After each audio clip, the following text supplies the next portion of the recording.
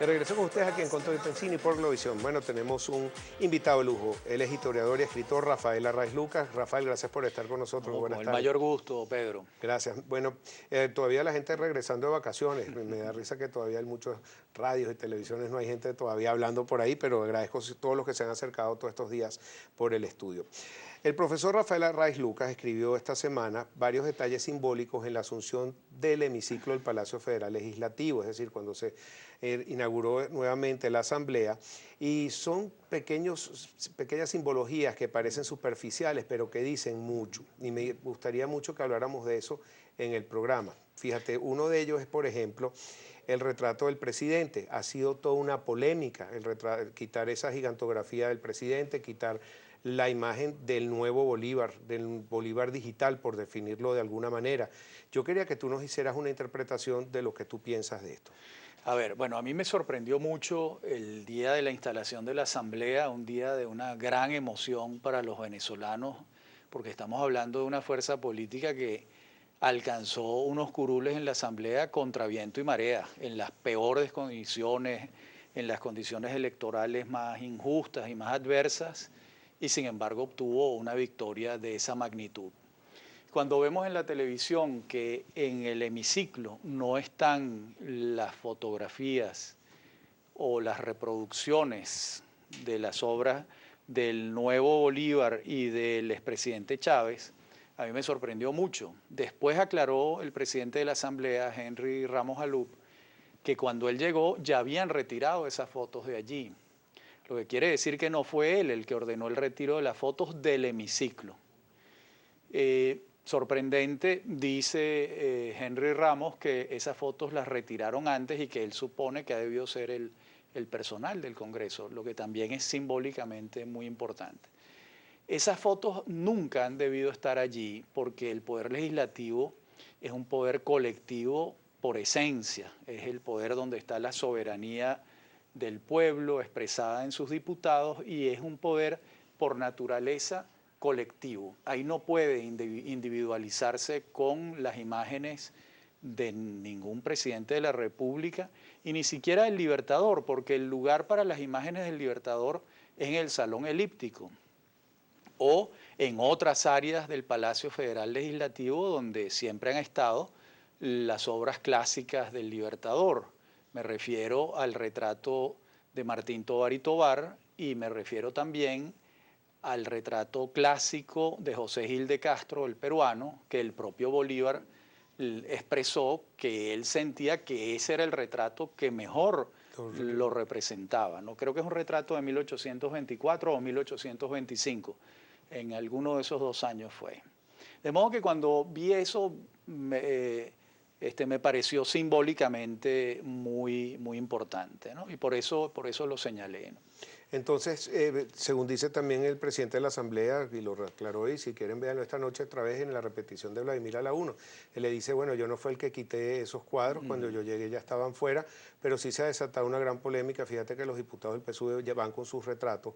Yo sí creo que hay que respetar a todo el mundo con sus creencias y Sí, todo, claro, por y los nuevos y supuesto. los viejos, pero quería hacer la aclaratoria de qué significaba eso y académicamente. Fíjate que hace unos años también Arturo Uslar Pietri, quien fue muy cercano a ti y a ti te autorizó a escribir su biografía, lo vemos en esta imagen, quitando el retrato de Pérez Jiménez en su debido momento, un paralelismo que hay ahí. Muchos me preguntan que si ese es mi papá, le digo, ese no es mi papá, muchos me escribieron, pero para que sepan que no es. Cuéntanos de esta historia, por favor. Sí, él me la refiere en la entrevista que sostuvimos. Él salió de una prisión muy breve en los últimos días de enero, donde a esa prisión lo había destinado la dictadura de Pérez Jiménez, sale de la cárcel, se va directo a Miraflores, se encuentra con Larrazábal, con Wolfgang. Él refiere en la entrevista la conversación que tiene con Larrazábal y luego se encuentra con Alirio Ugarte Pelayo, que está redactando el acta de la transición de ese nuevo gobierno que se está formando allí, interviene en la redacción del acta Uslar, incluso en la entrevista me refiere cuál es la corrección que él ha hecho. Y en ese momento en que están haciendo eso allí, él le pide un minuto a Ugarte Pelayo y le dice que va a retirar las obras de Pérez Jiménez de la oficina. Entiendo que esa es la oficina de decanes del Palacio de Miraflores y eso ha debido ser en la mañana del 24 de enero de 1958. Eso está todo referido en la entrevista. Ok. Mira, también la fórmula de juramentación que utilizó Henry Ramos excluye la mención de la República Bolivariana de Venezuela, que está inscrita en nuestra Constitución, y se decantó por la de Dios y la patria, una sutileza en el lenguaje. Explícanos un poco qué pasó. Sí, ahí. es una manera, creo yo, que al menos es la lectura que yo le doy, una manera que encontró Henry Ramos de utilizar una fórmula anterior, que es Dios y la patria, y que tiene completa vigencia y que perfectamente puede usarse, ¿no? Porque si usaba Dios y la República y no decía República Bolivariana de Venezuela, entraba en un problema, en un tema un poco más complejo y yo advertí esa inflexión del lenguaje que me parece interesante. En el lenguaje y en los hechos y en las imágenes están encerrados miles de símbolos que uno a veces advierte y otras veces no se advierte claramente, ¿no? Pero que estamos tan polarizados, que tenemos tantos símbolos. Ahora que vamos a vivir en Venezuela con 2 escudos, 2 nombres de la patria, 2 Bolívar, 2 caballos, 2 horarios, ¿qué va a pasar? Bueno, los símbolos de la patria son uno solos, pues el escudo, la bandera nacional, las 7 estrellas que ahora son 8 y que debo decir que me parece correcto que sean 8. Porque esa estrella, ¿qué fue lo que reivindicó? La provincia de Guayana. Okay. Y Bolívar solicitó que esa estrella estuviese allí y no se le hizo caso. De modo que la estrella tiene pertinencia, es lógico que esté allí, al menos eso es lo que yo creo. En el tema del escudo y el caballo volteado, eso es un exabrupto, porque en heráldica ese caballo como estaba colocado, por cierto, el escudo nacional es obra de un experto en heráldica que era el embajador del Reino Unido en Venezuela en tiempos del general Páez, que fue Robert Kerr Porter. Él es el diseñador del escudo nacional y el caballo de esa manera tiene un símbolo dentro de la heráldica que en este momento no puedo explicar cuál es porque no lo recuerdo, pero sé que tiene un sentido, ¿no? Y lo otro, y el himno nacional, que por supuesto, esos son los símbolos de la patria. El himno por lo menos no hay discusión en este momento. No, ninguna. Que los chavistas amen la memoria del presidente Chávez, están en todo su derecho. Como los adecos están en todo su derecho de amar la memoria de Rómulo Betancourt y los copellanos o los demócratas cristianos de Caldera. Digamos, eso no tiene discusión alguna. Lo que no puede hacerse es imponerle ese culto al resto de la nación. Eso no puede hacerse de ninguna manera y no puede hacerse dentro del hemiciclo del Palacio Federal Legislativo porque ese es el sitio donde estamos todos, tirios y troyanos, porque la democracia y la república de lo que se trata es de que convivamos personas que no pensamos igual en forma pacífica, pues. Hubo otro de los puntos que tú hiciste mención, y me acuerdo que Arturo Uslar Pietri decía, escribe menos, habla menos y te escucharán y te leerán más. Sí. Y hiciste algo parecido, que dice, bueno, los discursos que fueron no leídos y que fueron cortos fueron los mejores. Sí. Háblame un poco sobre Sí, eso lo escribí pensando sobre todo en mis alumnos y además que es una reflexión que me viene con frecuencia.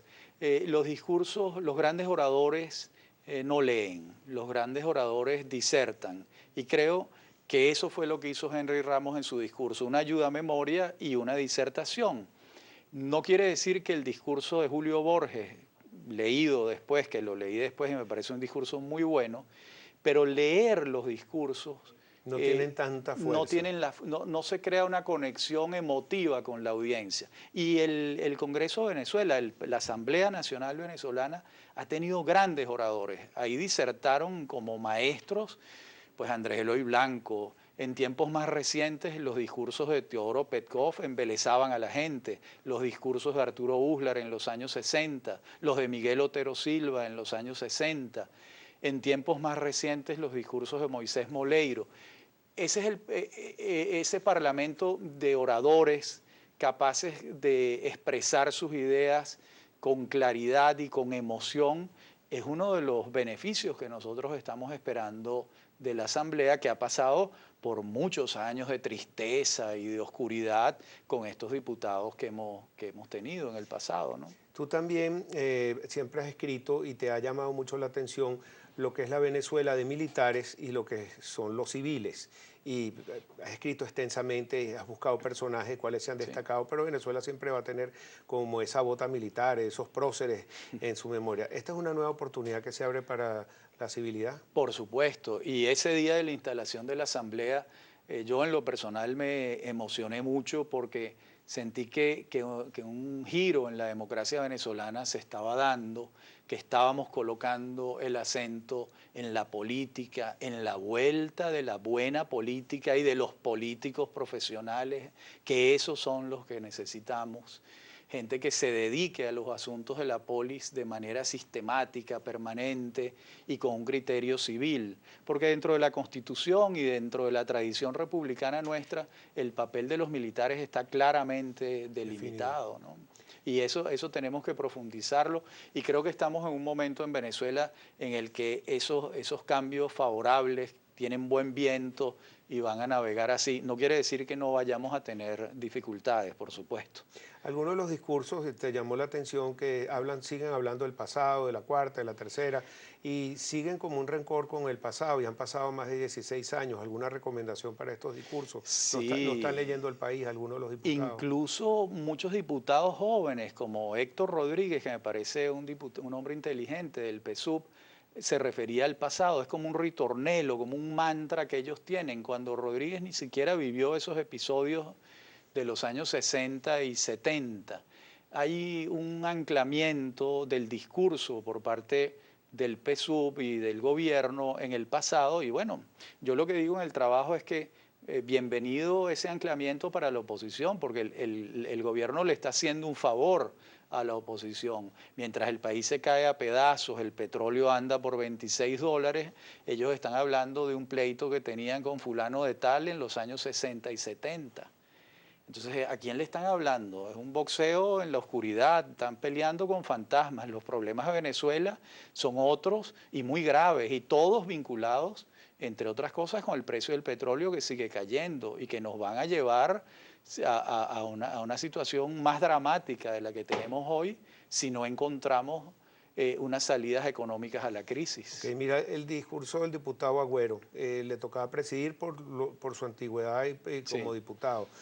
Tuvo muchas críticas, muchos piensan que no estaba en su mejor momento, otros dicen que bueno, que sí. ¿Cuál es tu opinión? Mi opinión es que no había opción, es decir, el reglamento dice que a quien le toca hacer ese papel de presidente accidental por unos cuantos minutos es al diputado más antiguo, más viejo. Y él es el diputado más viejo de la Asamblea, creo que tiene 74 o 75. Me parece que el segundo más viejo es Ramos Alub, que tiene 72. Entonces hay gente que cree que el gobierno lo puso allí a dar un discurso. No, es que no había alternativa, no había otra opción. Y se ve que el diputado Agüero no tiene facultades para la lectura en voz alta porque aquel discurso fue un enredo bastante pronunciado, ¿no? Okay.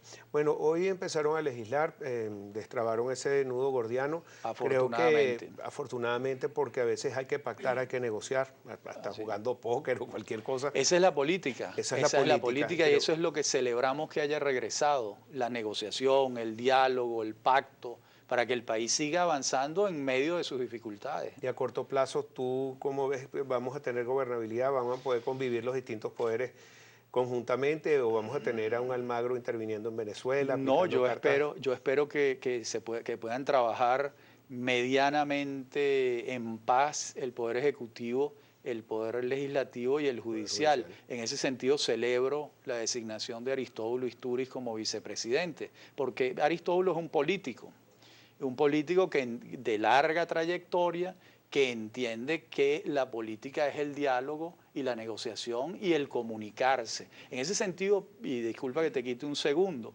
han habido momentos simbólicos también muy importantes.